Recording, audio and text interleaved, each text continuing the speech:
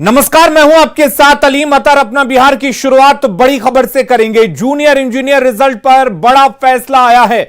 Junior engineer के result पर high court ने बड़ा फैसला दिया है। बहाली में 40% आरक्षण को खत्म करने का आदेश हाई कोर्ट ने दिया है। हाई कोर्ट ने दोबारा मेरिट लिस्ट तैयार करने का निर्देश दिया है और नए सिरे से अब काउंसलिंग की प्रक्रिया होगी और नई लिस्ट जारी की जाएगी। हाई कोर्ट ने निर्देश दिया है 2019 में 6,379 पदों के लिए वैकेंसी निकाली गई थी, जिसमें सरकार ने डिप्लोमा छात्रों के लिए 40% का आरक्षण रखा था।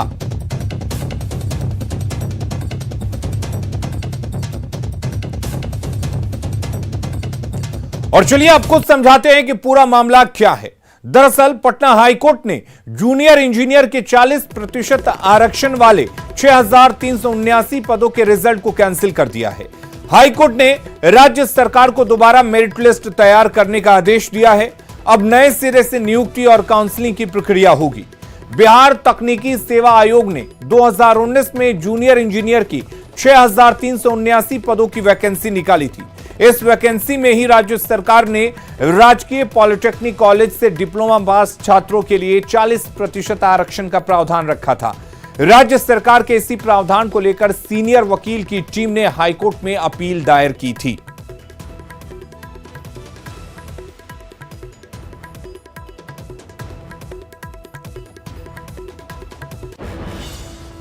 और हमारे साथ एडवोकेट प्रत्यूष कुमार जुड़े हुए हैं। प्रत्यूष जी, आपसे जानना चाहेंगे किस तरह से देखा जाए हाई कोर्ट के इस आदेश को और अब राज्य सरकार को आगे क्या कुछ करना होगा? देखिए, हाई कोर्ट में ये फैसला 3 मार्च को रिजर्व किया था। ये वैकेंसी 2019 की है जी। और इसके माध्यम से 6,389 जूनियर इंजीनियरों की बहाली करनी थी 8 डिपार्टमेंट में। ये बिहार टेक्निकल सर्विस कमीशन के द्वारा एडवर्टीजमेंट लाया गया था, जिसमें 40% आरक्षण केवल राजकीय पॉलिटेक्निक कॉलेज से पास विद्यार्थियों के लिए रखा गया था, अभ्यर्थियों के लिए। इसे कोर्ट ने गलत बताया है। कोर्ट का कहना था, हम लोगों ने कोर्ट को अप्रोच किया था कि ये आर्बिट्ररी है, अनरीजनेबल है, विदाउट एनी बेसिस है और इसे रद्द किया जाए, इसलिए कि राजकीय पॉलिटेक्निक कॉलेज कोई अपने आप में क्लास नहीं फ्रेम करते हैं और सुप्रीम कोर्ट के कई रूलिंग्स हैं जिसमें कि क्लास लेजिस्लेशन को ही अनिवार्य बताया गया, वो भी रीजनेबल बेसिस पे होना चाहिए। तो कोर्ट ने हमारे आर्ग्यूमेंट्स को मान लिया।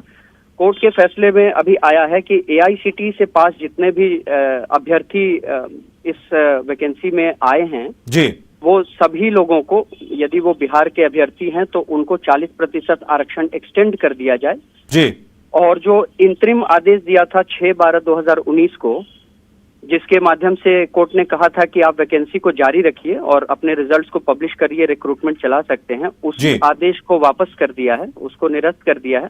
तो इसका प्रभाव यह है कि उस की जो मेरिट लिस्ट तैयार हुई थी और जो लोग रिक्रूट हुए थे उस इंतरिम आदेश के अकॉर्डिंग, उनको अब थोड़ा बाहर का रास्ता दिखा दिया गया है। बट वो फिर चूंकि मेरिट लिस्ट को फिर से रिवाइज करने के लिए कोर्ट ने कहा है, तो इसलिए इसको इसी तरीके से इंटरप्रेट करना। प्रत्यूष जी, हम ये जानना चाहेंगे कि मान लीजिए सरकार ने किसी की नियुक्ति कर दी हो, रिक्रूट कर दिया हो, वो जॉब भी कर रहा हो, नौकरी भी कर रहा हो, तो क्या उसे अवैध माना जाएगा?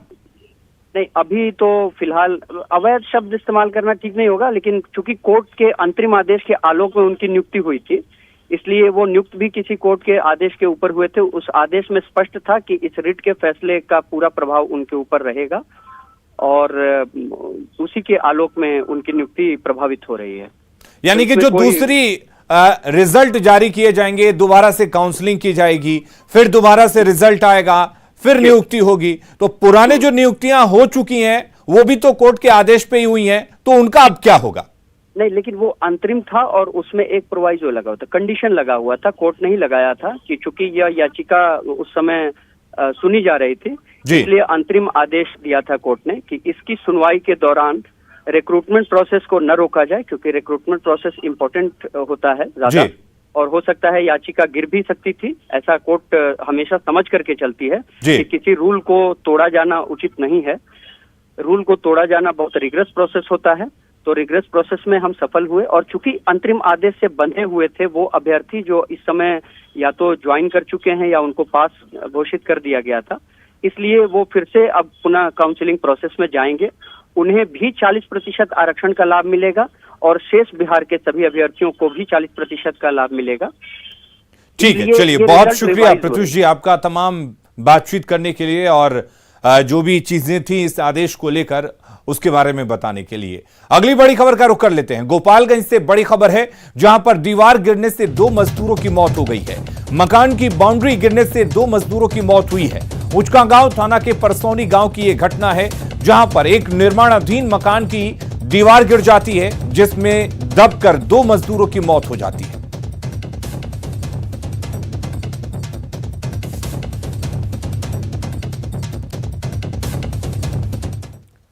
समस्तीपुर में अपराधियों के तांडव का एक वीडियो वायरल हो रहा है। वीडियो 10 जनवरी का है और ताजपुर थाना के गांधी चौक का बताया जा रहा है जहां मिठाई की दुकान पर अपराधी ग्राहक बनकर पहुंचते हैं।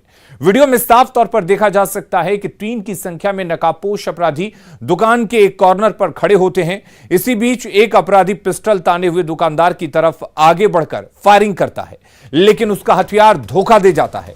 इस बीच दूसरा अपराधी भी पिस्टल से फायरिंग करना चाहता है, लेकिन उसका भी हथियार धोखा दे जाता है। 2 बार हथियार फेल हो जाने पर अपराधी रामपुर महेशपुर रोड की तरफ भाग निकलते हैं।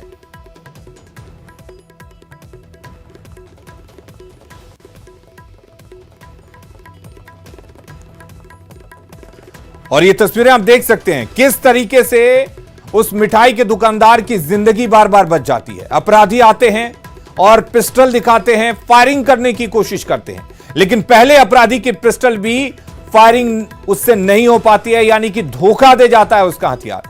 तब दूसरा अपराधी आता है, वो भी सामने से पिस्टल तानता है, लेकिन उसका भी हथियार धोखा दे जाता है।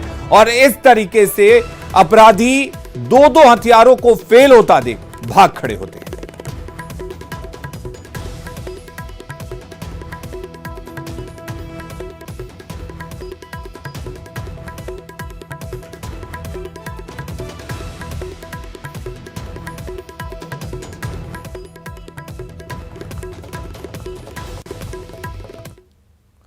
और बेतिया से बड़ी खबर का रुख करते हैं जहां पर चूड़ा फैक्ट्री में भीषण आग लग गई है। आग बुझाने में जुटी है फायर ब्रिगेड की टीम। चनपटिया बाजार में है ये चूड़ा फैक्ट्री जिसमें भीषण आग लग गई है।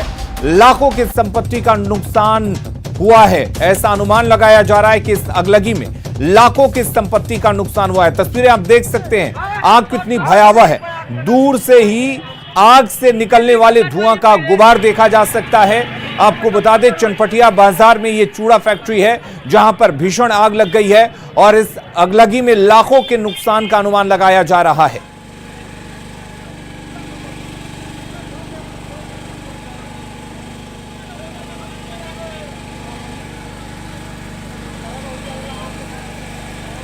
और प्रफुल्ल हमारे साथ जुड़े हुए हैं। प्रफुल्ल, सबसे पहले आपसे जानना चाहेंगे फिलहाल क्या कुछ हालात हैं, क्या आग पर काबू पा लिया गया है? जी देखिए, मैं आपको बता दूं कि ये जो चनपटिया बाजार में जो ये चूड़ा फैक्ट्री है वो इस इलाके की सबसे बड़ी चूड़ा फैक्ट्री है और यहाँ से जो सामान है वो न सिर्फ पश्चिम चंपारण जिले में बल्कि आसपास के जिलों में भी चूड़ा पैकेजिंग की जाती है और पैकेजिंग कर वहाँ सप्लाई की जाती है। जनरेटर के शॉर्ट सर्किट से बताई जा रही है कि ये आग लगी और आग इतनी भीषण थी कि चनपटिया में 2-3 दमकल की गाड़ी थी उसको बुलाया गया। फिर बेतिया से भी पूरी फायर ब्रिगेड की जो टीम थी अग्निशमन पदाधिकारी के नेतृत्व में वो टीम पहुंची और कड़ी मशक्कत कर आग पर फिलहाल मतलब काबू पा लिया गया, लेकिन अभी भी कुछ हिस्से में फैक्ट्री के कुछ हिस्से में आग पूरी तरह से बुझी नहीं है। इस पर काबू पाने का जो प्रयास है वो अग्निशमन विभाग के जो कर्मी है, दमकल कर्मी है, वो लगे हुए हैं और आग को पूरी तरह से बुझा लेने के बाद इस बुझा लेने का जो प्रयास है वो किया जा रहा है। लेकिन मैं आपको बता दूं कि ये बहुत बड़ी फैक्ट्री है और इसमें जो है नुकसान जो है वो काफी बड़ी नुकसान हुई है और लाखों के नुकसान की बात कही जा रही है, क्योंकि चूड़ा की पैकेजिंग वहाँ की जाती है और पैकेजिंग करके अन्य जिलों में सप्लाई होती है। फिलहाल जो स्थिति है कि पुलिस भी चनपटिया थाना की पुलिस वहाँ मौजूद है और अग्निशमन प्रफुल्ल, जब ये आग लगी उस वक्त क्या चूड़ा फैक्ट्री में मजदूर काम कर रहे थे? किसी तरह के जान माल के नुकसान की कोई खबर? जी बिल्कुल, चूरा फैक्ट्री चूंकि बहुत बड़ा चूरा फैक्ट्री है तो वहाँ पे मजदूर निश्चित तौर पे काम करते हैं, लेकिन जैसे ही आग लगी जनरेटर के शॉर्ट सर्किट से फैक्ट्री के एक हिस्से में आग लगी, उसके बाद वहाँ पे भगदड़ मच गई। मजदूर जो थे वो सकुशल बाहर निकल गए, तो एक बड़ा हादसा जो है वो टल गया, मतलब किसी के जान माल के कोई नुकसान तो नहीं हुआ। चलिए प्रफुल्ल, बहुत शुक्रिया आपका तमाम जानकारी देने के लिए। केंद्रीय मंत्री गिरिराज सिंह ने कहा है कि भारत में कहीं भी जुलूस निकाला जा सकता है। एआईएमआईएम नेता असदुद्दीन ओवैसी को जवाब देते हुए गिरिराज सिंह ने कहा कि अगर भारत में रामनवमी और हनुमान जयंती का जुलूस किसी इलाके से गुजरने पर सवाल उठेंगे तो सवाल उठेगा कि क्या जुलूस पाकिस्तान या बांग्लादेश में निकाला जा रहा है। गिरिराज ने कहा कि तुष्टीकरण बर्दाश्त नहीं किया जाएगा। अगर भारत में रामनवमी जुलूस, हनुमान जयंती ये नहीं मनेगा, नहीं जुलूस निकलेगा, तो क्या ये बांग्लादेश, अफगानिस्तान, पाकिस्तान या अन्य देशों में होगा? मैं देश के तमाम वैसे लोगों से पूछना चाहता हूं जो देश में धार्मिक उन्माद फैलाते हैं, और जब तथाकथित सेकुलर पार्टी के लोग और सेकुलर बातें कह करके ये कहते हैं गांगी जमनी संस्कृति है। कौन सी गांगी जमनी संस्कृति? गांगी जमनी संस्कृति यही है। आज तक तो कभी तजिया के जुलूस पर लाठी और भाला या पत्थरों से नहीं हुआ है, कोई बता दे। वीआईपी के राष्ट्रीय अध्यक्ष मुकेश सैनी आरजेडी के साथ आने की संभावना पर आरजेडी नेता भोला यादव का बड़ा बयान सामने आया है। उन्होंने कहा है कि अगर मुकेश सैनी बिना शर्त गठबंधन में आते हैं तो पार्टी उस पर विचार करेगी। मुकेश सैनी से दिल्ली में लालू प्रसाद से मुलाकात पर उन्होंने कहा कि इस तरह का मैसेज नहीं आया है, अगर ऐसा मैसेज आता है तो विचार किया जाएगा। ये सब चीज़ें विचारणीय बिंदु है और इस पर हमारे नेता निर्णय लेंगे, और निश्चित तौर से जिस तरह का परिप्रेक्ष्य चल रहा है उस परिप्रेक्ष्य में यदि मुकेश सहनी जी बिना कंडीशन बात रखते हैं तो उस पर हमारे नेता विचार जरूर करेंगे। मैं वही बात बताना चाहता हूं, जो यदि उनका कोई कंडीशन ना रहा तो, चूँकि कंडीशन में बात करना उचित नहीं है। अभी चुनाव, अगला चुनाव में काफ़ी दिन है और कंडीशन में बात करके बात को बढ़ाना उचित नहीं है। बिहार के सरकारी स्कूलों में मिड डे मील योजना मजाक बनकर रह गया है। राज्य के 70% सरकारी स्कूलों में अब भी मिड डे मील ठप है। बकाया पैसा नहीं मिलने से राशन दुकानदार ने राशन देने से मना कर दिया है। वहीं फल दुकानदारों ने फल और गैस वेंडरों ने गैस देने से भी मना कर दिया है। मिड डे मील ठप होने के कारण पटना के स्कूलों में भी अब बच्चों ने घर से लंच लाना शुरू कर दिया है। जायजा लिया न्यूज़ 18 संवाददाता रजनीश कुमार ने। बिहार के सरकारी स्कूलों में सामान्य रूप से पढ़ाई तो हो रही है, लेकिन ज़्यादातर ऐसे स्कूल हैं जहां अब भी मिड डे मील ठप है।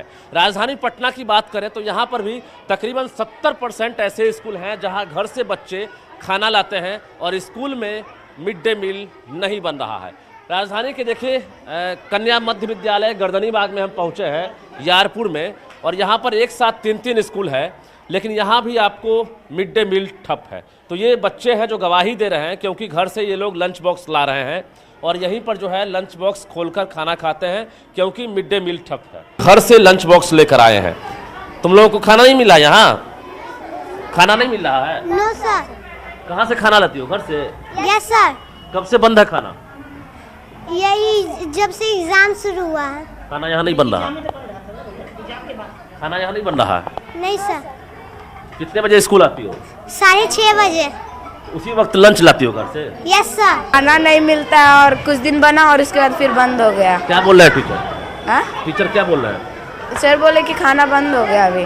खाना बंद हो गया? हाँ। आपके यहाँ क्या परेशानी है? मेरे यहाँ खाना बना है, 20-21 दिन खाना बना, लेकिन गैस भी दिया गया, 2 सिलेंडर गैस दिया गया था, लेकिन अभी उसका भुगतान नहीं हो पाया है 2 सिलेंडर का, इसलिए सिलेंडर अभी उपलब्ध नहीं हो पा रहा है। चावल आया है, चावल तो है, लेकिन राशन वगैरह जो है उस सब का पैसा अभी आया नहीं। वेंडर हम लोग बना चुके हैं, लेकिन उन्होंने 20 दिन 21 दिन का दिया भी सामान उन्होंने, लेकिन अब रोक दिया है।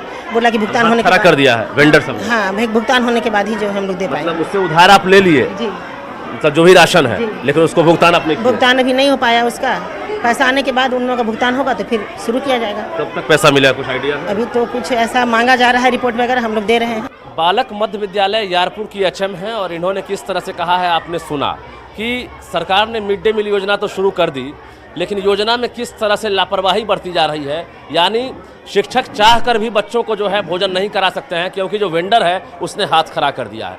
इस स्कूल में 22 दिन तक लगातार मिड डे मील दिया गया और उधार का राशन लिया गया, लेकिन जो राशन दुकानदार है, जिसे सरकार वेंडर कहती है, उन वेंडरों को भुगतान नहीं किया गया। यानी चावल के अलावा जो भी सामग्री है, यानी नमक से लेकर तेल हो, हल्दी हो, मिर्च या बाकी सामग्री, उसके साथ साथ फल या अंडा, उसके साथ साथ गैस, तमाम चीज़ें यहाँ पर खत्म है, आउट ऑफ स्टॉक है। कारण ये है कि भुगतान नहीं होने की वजह से वेंडरों ने हाथ खड़ा कर दिया है और स्कूल में मिड डे मील ठप है। ये 3 स्कूल है यहाँ पर और तीनों स्कूल की वही हालत है। समझ सकते हैं ऐसे में बच्चे भूखे रह रहे हैं या जो बच्चे सामर्थ्य हैं वो अपने घर से लंच ला रहे हैं। कैमरामैन सुबोध के साथ रजनीश कुमार, न्यूज़ 18 पटना। खगड़िया में एक वीडियो वायरल हो रहा है जिसमें एक व्यक्ति दनादन फायरिंग करता दिख रहा है। सोशल मीडिया पर वीडियो वायरल होने के बाद पुलिस उसकी तलाश कर रही है।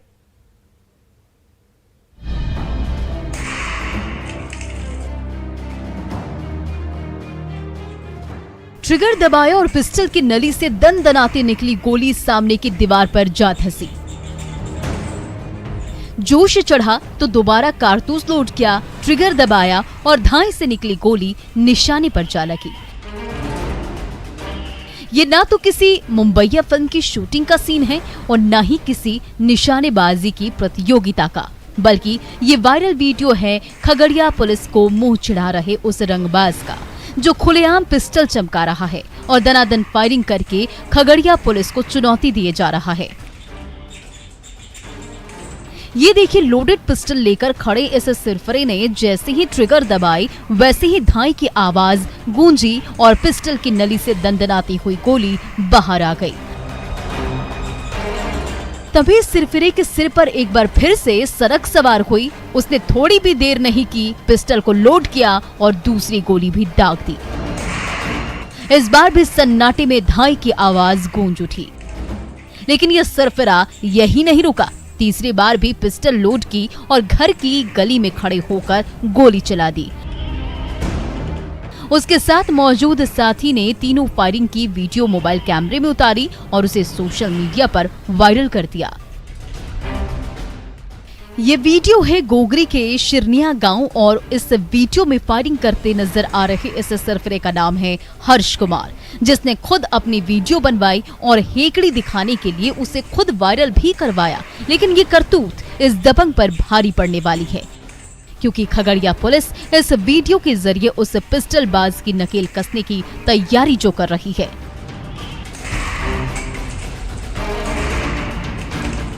दिग्विजय कुमार, न्यूज़ 18 खगड़िया।